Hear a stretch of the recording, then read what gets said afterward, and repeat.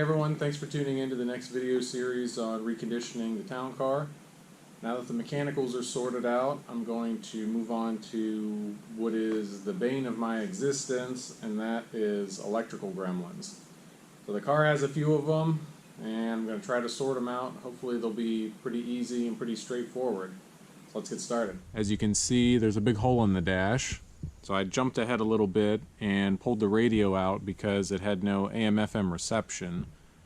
And looking on the forums, that seemed to be a fairly common problem. And the quickest and cheapest solution was to just send the radio out to have it rebuilt. So there's a company called OEM Car Audio. I just pulled the radio out, sent it to them for $160, sorry.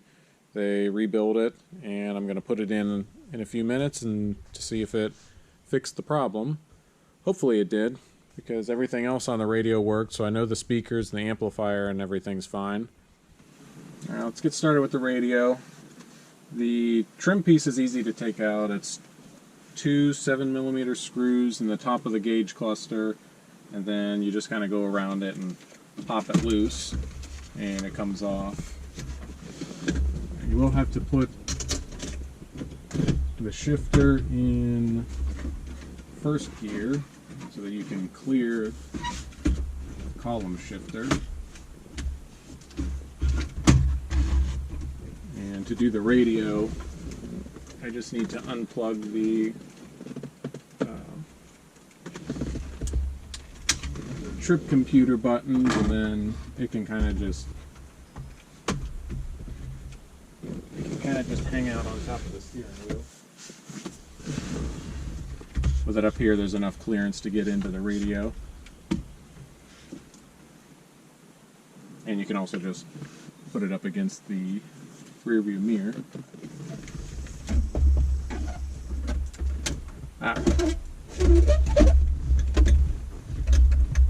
One thing, make sure the radio is sliding down the track that's at the bottom.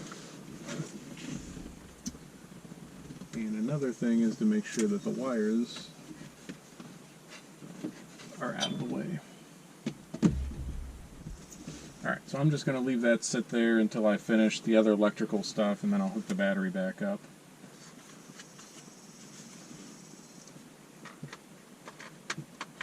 Plug in the clock. Just leave it sitting there. So once you pull the trim off, so to go back to the beginning, once you pull the trim off, there's two screws at the top of the clock. This pulls straight out, and then you have a few screws around the radio, then it just pulls out as well. Pretty simple to take the center stack apart. Then the other issue to deal with, not really electronic related, it's more of a cosmetic issue. The steering wheel switches, even though they all work, they're really sticky, and if you push on them, it's not so bad now because it's cool, but if it's warm out, then the rubberized coating comes off on your fingers, and then it gets all over the steering wheel. So I ordered some used ones from eBay. They're in good condition, and these should be pretty easy to replace. I think you just take from what I saw, you just take like a plastic trim remover and go around the edge of it and pop it out, because the steering wheel is soft, and looking at the used switches, you can see there's just a clip around the edges of it, so it should pop right out. Okay, I've got a couple plastic trim tools, so we'll see. This one's not quite as stiff, so it might not work as well. I'll try this one. See if I can get in behind it, pop it out. So it looks like if I get at the bottom of it, that might be easier.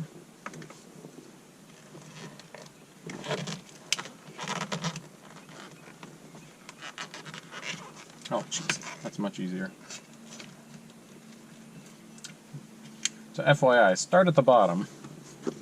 There's no clip at the bottom, and you can get your trim remover tool right underneath it and pop it out, and then the clips around the outside will just kind of pull out of the soft touch without breaking anything.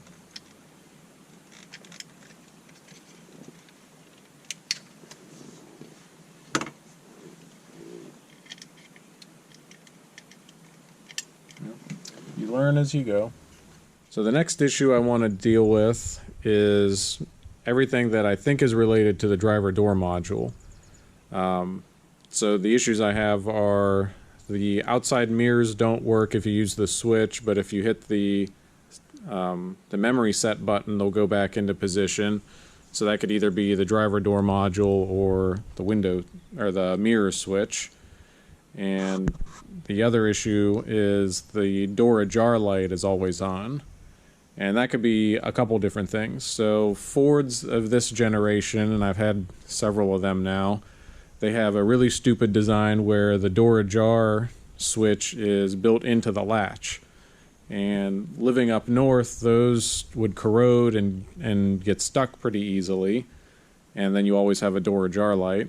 But with this car being from the south, I doubt that the switches are corroded. But I took some WD-40 and sprayed it up into the latches and opened and closed the doors a bunch of times, and it still didn't do anything. So that'll usually free up the stuck switches.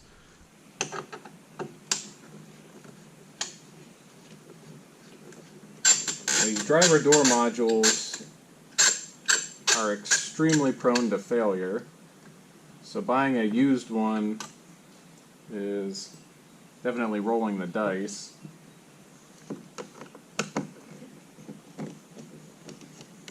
But I figure I'll try the cheap solution first, and if it doesn't work, then go and buy the expensive one.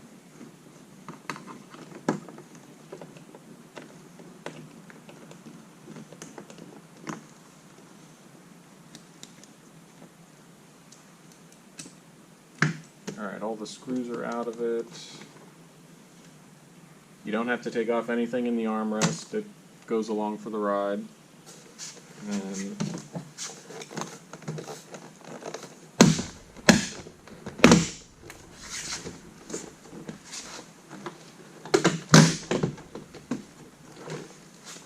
And then it pulls off. And here's the driver door module up in the front of the door. So on these older ones, this code at the bottom is your keyless entry code. And I looked for a while to see if I could find any kind of chart or something that that kind of like a compatibility chart for the part numbers on here.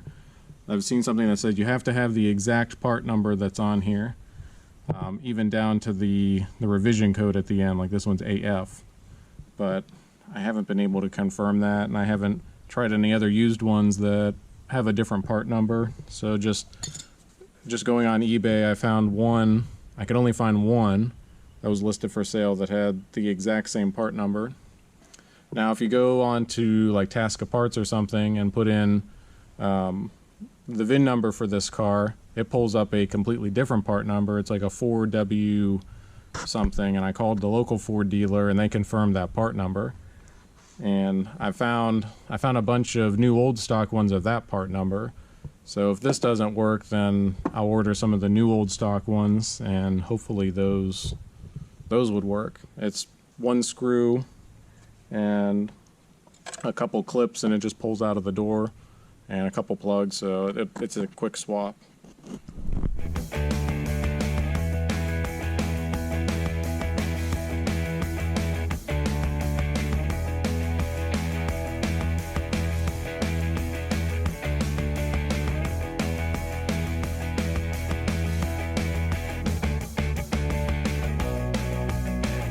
Alright, here's a moment of truth.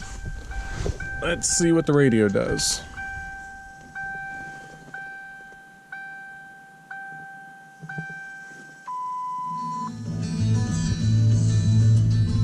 Alright, well, we have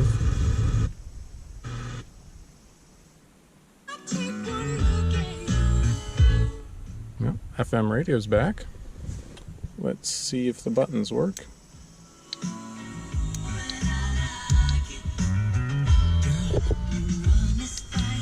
Well, cruise I can't check yet, but volume works.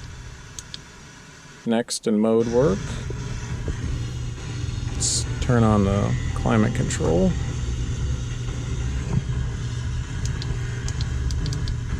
Temp, fan work? Okay, so everything on this side works.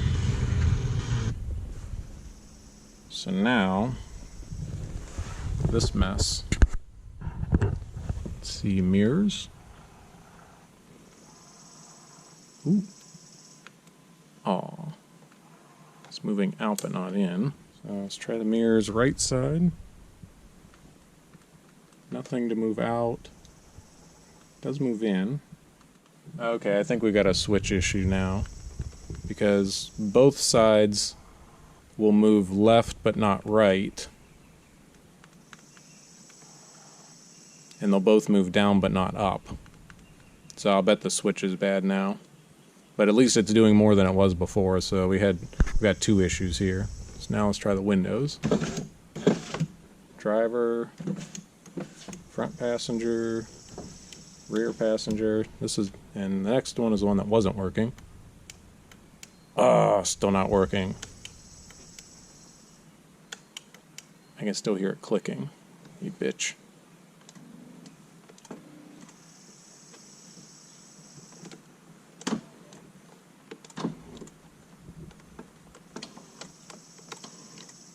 Alright, so the seat is working. The heated seats are illuminating.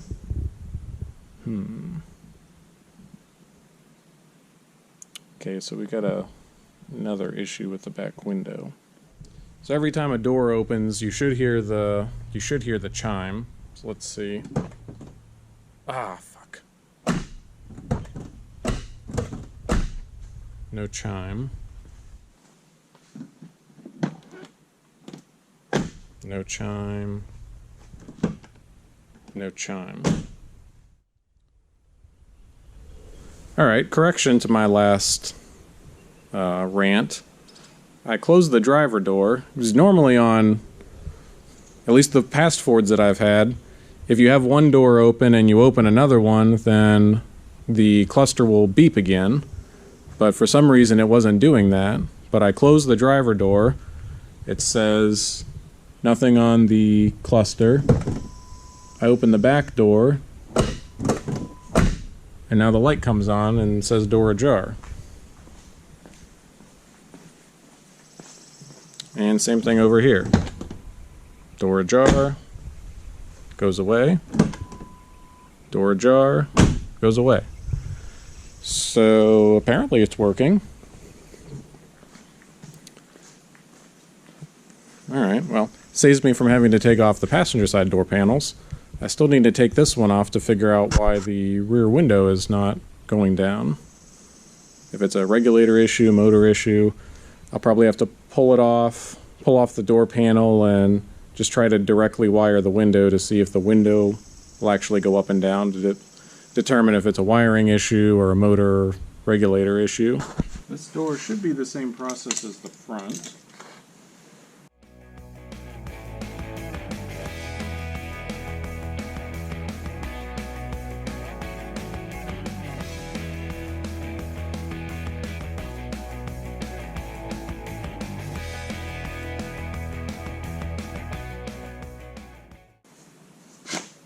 Has some very robust clips.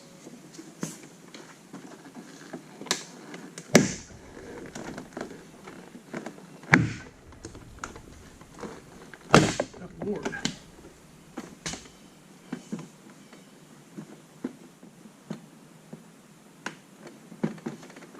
I'm gonna disconnect the harness here.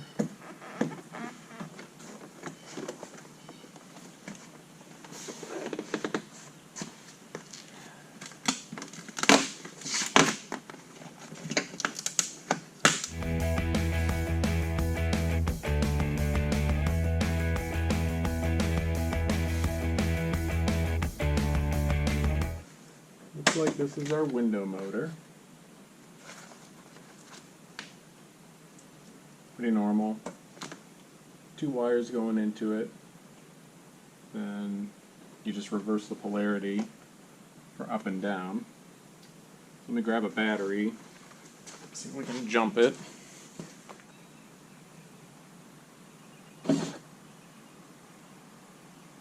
It's going.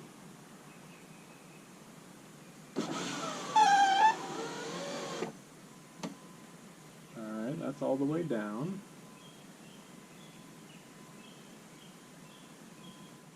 Yeah, I don't know if this battery might not have enough juice to move it, and plus these wires are pretty thin, so I might be having an issue there, where the gauge of the wires is too small.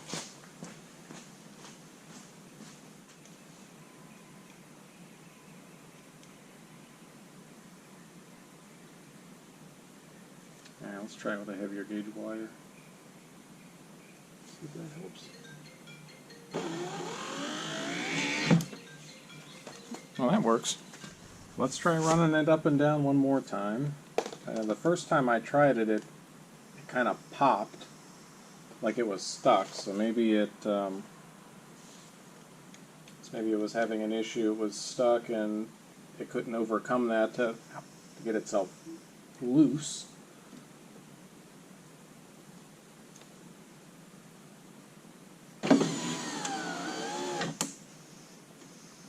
Okay. That seems fine.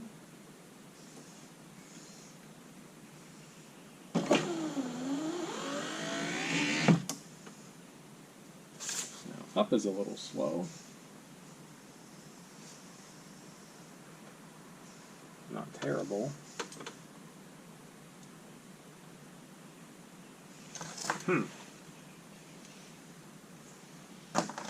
Well, I know it works now. So I think I'll plug everything back in, hook the battery up again, and just hit the button and see if it works.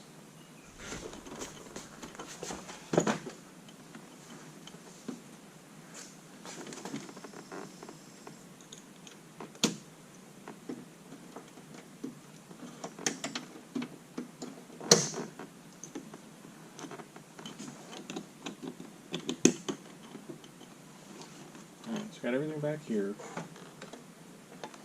connected and kind of carefully hanging. And now the back window's working. Alright, so let's go ahead and button this thing up. I do need to pull this door panel off again, so I forgot to take a picture of the door module.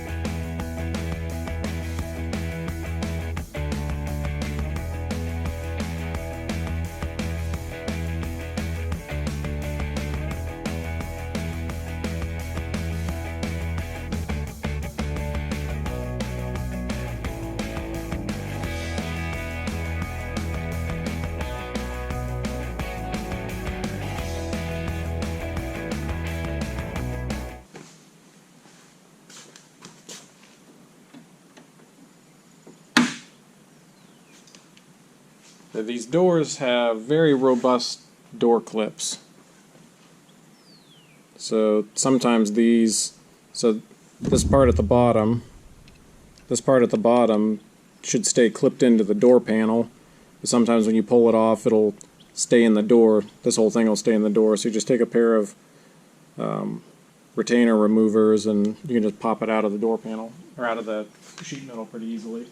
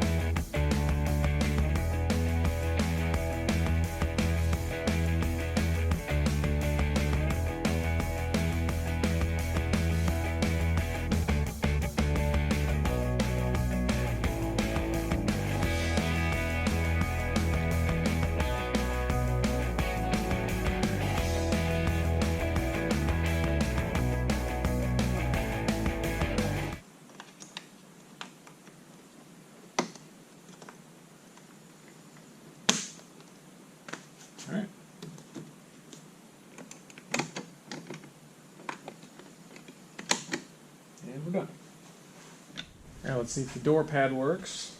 Like all Fords, 7890 locks it. And then let me try the door code.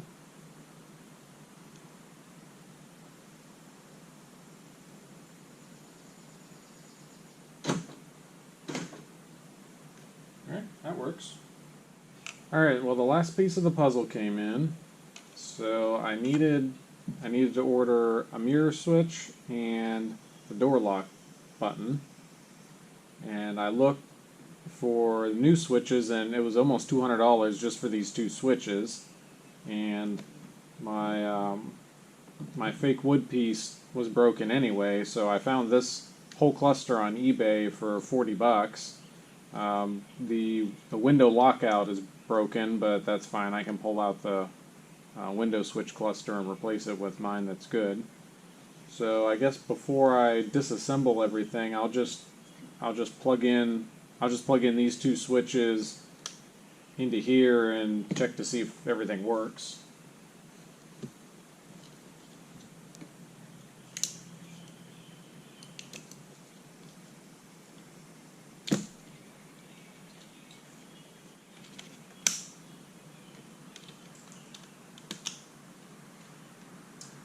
Alright, let's see. Alright, lock buttons are working.